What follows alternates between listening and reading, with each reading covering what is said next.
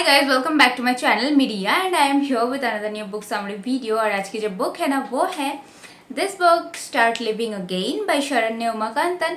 और ये ना एक इंडियन ऑथर की बुक है और मैंने रैंडमली ये बुक ऑर्डर कर दी थी। मुझे नहीं पता ऑथर के बारे में और मैंने पहले कभी इंडियन ऑथर की बुक नहीं पढ़ी है।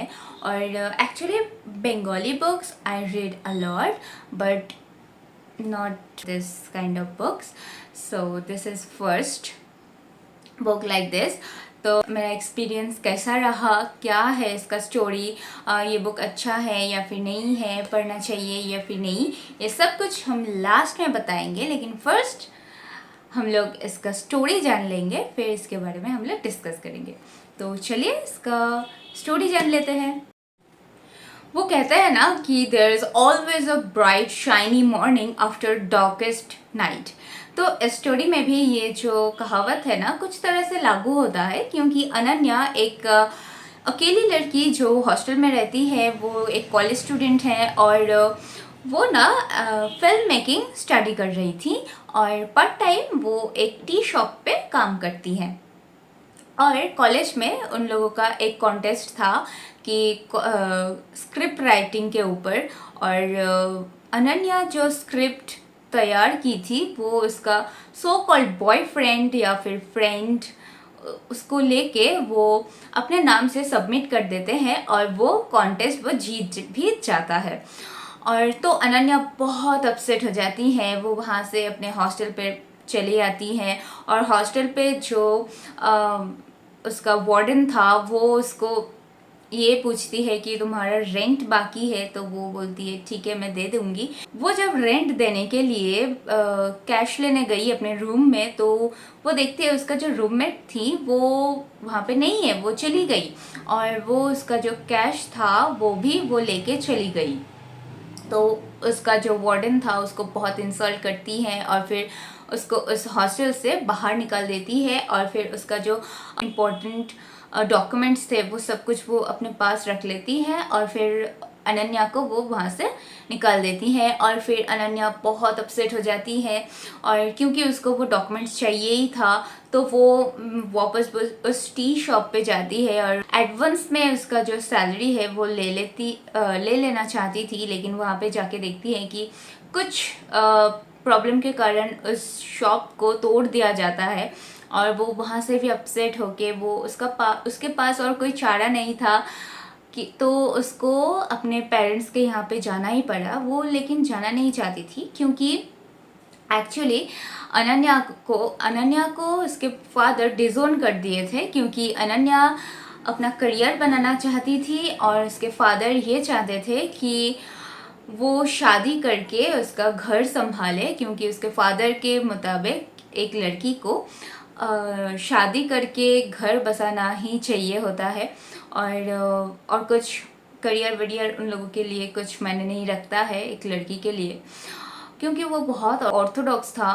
तो इसीलिए तो अनन्या उसके लिए घर छोड़ देती है, क्योंकि उसके फादर एक्चुअली उसको दो चॉइस दिए थे कि एक उसके फादर के पसंद के लड़के से उसको शादी करना था और घर बसाना था, और या तो उसको उस घर से बाहर निकल जाना था। तो अनन्या वो अपने घर छोड़ के वो चली आई थी, तो इसके लिए वो उसके फादर के पास भी नहीं जा सकती थी। लेकिन उसके माँ बहुत अच्छी थी, तो उसके माँ उसको बहुत सपोर्ट करती थी। तो उसके माँ के पास वो जाती है, लेकिन वहाँ पे भी उसके फादर उसको देख लेते हैं, तो वो वहाँ से चली आती है बिना कुछ कैश लिए ही। और फिर उसके माँ के साथ भी उसका जो कांटेक्ट था वो भी नहीं हो पाता है। और फिर वो जब आती हैं तो उसके साथ और भी बुरा होता है, क्योंकि उसको एक एक्सीडेंट हो जाती है जिससे उसका सिर फट जाता है और फिर उसका फ़ोन चोरी हो जाता है, उसके पास जो कुछ भी था सब कुछ चोरी हो जाता है, उसका कॉलेज बैग सब कुछ। फ्रस्ट्रेटेड होके वो एक शिव मंदिर पे, जहाँ पे वो रेगुलर जाया करती थी, वहाँ पे वो गई थी और इस मंदिर पे अनन्या को एक जानी पहचानी आवाज़ सुनाई देती है और वो था अंशिक का। और एक्चुअली अंशिक अनन्या की बेस्ट फ्रेंड काव्या के ब्रदर थे। और अनन्या और अंशिक एक दूसरे से प्यार करते थे, लेकिन वो लोग एक दूसरे को कभी कन्फेस नहीं किए थे, क्योंकि जब अंशिक उसको अनन्या को जब प्रपोज करने ही वाला था, तब एक्चुअली अंशिक की फैमिली में भी बहुत क्राइसिस चल रहे थे तब, और तब उसके फादर की एक सर्जरी की ज़रूरत थी, क्योंकि उसके फादर बहुत बीमार थे और उस टाइम पे उसके पास कोई जॉब नहीं था, कुछ नहीं था, और वो बहुत फ्रस्ट्रेटेड था। उसके फैमिली में उसके मदर, उसके फादर और उसकी सिस्टर ही थे, और उसके मदर बहुत फ्रस्ट्रेटेड थे क्योंकि उसके फादर बहुत बीमार थे, और वो उसके अगर सर्जरी नहीं है तो उसके फादर मर जाने वाले थे। तो अंशिक को अनन्या को छोड़ना पड़ा, क्योंकि एक्चुअली उसके पास कोई जॉब नहीं था, और वो जब बहुत फ्रस्ट्रेटेड था ना, तो अनन्या ही थी जो उसको ये एडवाइस देती है कि उसको अपना खुद का कुछ स्टार्ट करना चाहिए, और उसको उससे ही इंस्पायर्ड होके अंशिक अपना बिजनेस स्टार्ट करने में लग जाते हैं। और तभी उसके मदर उसको अंशिक से एक प्रॉमिस लेते हैं कि वो अनन्या से नहीं मिलेगी, क्योंकि अनन्या उसके लिए एक डिस्ट्रैक्शन है, और वो ये सब अगर कर अंशिक इन सब में डूब जाते हैं तो उसका करियर कभी नहीं बिल्ड होगा। इसके लिए वो उसके मदर उनसे एक प्रॉमिस लेती है कि वो कभी अनन्या से नहीं मिलेगी जब तक वो सक्सेस नहीं हो जाते। तो इसके लिए और फिर वो लोग एक दूसरे से अलग हो जाते हैं, लेकिन ये बात अनन्या को नहीं पता थी। अनन्या सिर्फ ये जानती थी कि अंशिक किसी और से प्यार करते हैं, इसके लिए अनन्या को छोड़ दिए थे, और वो उससे और या तो काव्या से उसके बाद से नहीं मिली थी, और उसके लाइफ में वो सब कुछ चल रहा था।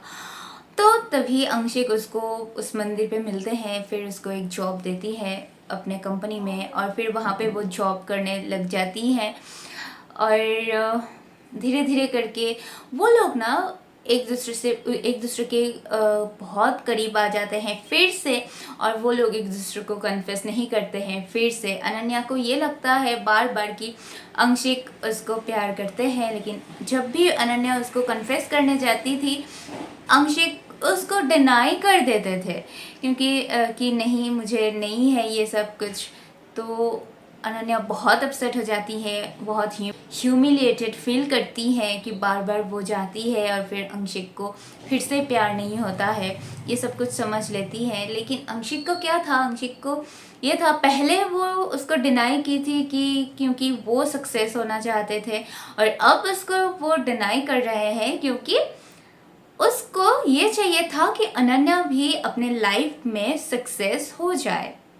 लेकिन अनन्या का फीलिंग्स का क्या, ये क्यों नहीं समझ रहा है अंशिक।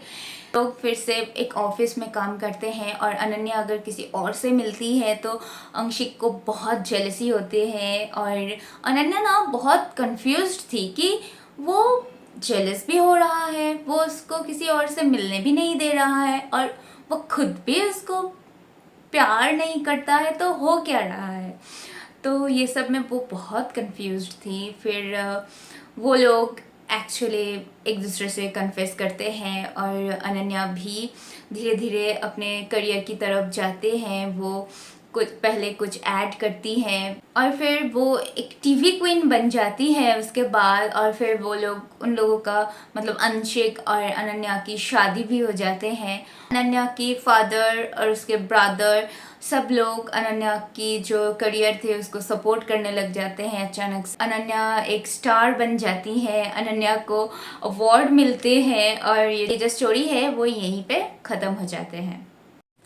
Okay, now I will tell you कि what was my experience while reading this book. Actually, I don't like this book and I don't hate this book either, क्योंकि इसमें कुछ कुछ चीज़ें हैं जो कि मुझे अच्छा लगा, और कुछ कुछ चीज़ें हैं जो कि मुझे अच्छा नहीं लगा। और what I don't like about this book is ये एक मेलो ड्रामा है जो कि मुझे बिल्कुल पसंद नहीं है, और ये जो बुक है ना, ये आपको इंडियन टिपिकल सीरियल वाइब देने वाले हैं, मुझे ऐसा लगा।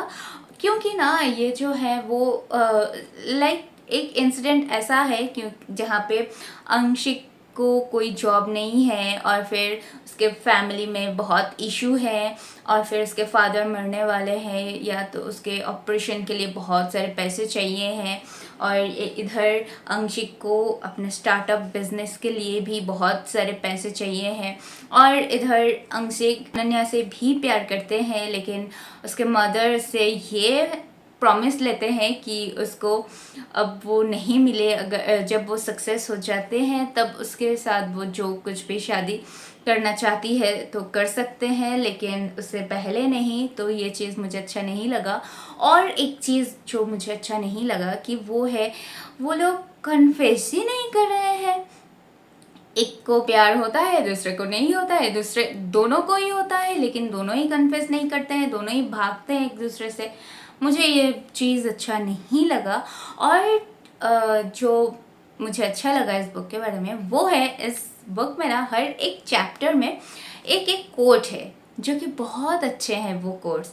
और इस बुक का जो रियल मोटिव था ना कि वो आपका दिन कितना भी बुरा हो जाए, कितना भी बदतर हो जाए, बस गिव अप मत करना क्योंकि उसके बाद आपको एक बहुत अच्छे कुछ मिलने वाले हैं। ये था इस बुक का main motive. But I don't know how it turned melodrama into melodrama. So yes, I like this. I like that about this book. और जो मुझे अच्छा लगा वो ये है कि इस बुक का नेम स्टार्ट लिविंग अगेन, जब मेरे लिए ये बुक ओके था, इतना अच्छा नहीं लगा। तो ये था आज का बुक समरी वीडियो। अगर आपको अच्छा लगे तो प्लीज़ एक लाइक कर देना, अगर चैनल पर नए हो तो प्लीज़ सब्सक्राइब ज़रूर कर देना और मिलते हैं किसी नए बुक के साथ किसी नए वीडियो में। तब तक के लिए take care, tata, thank you.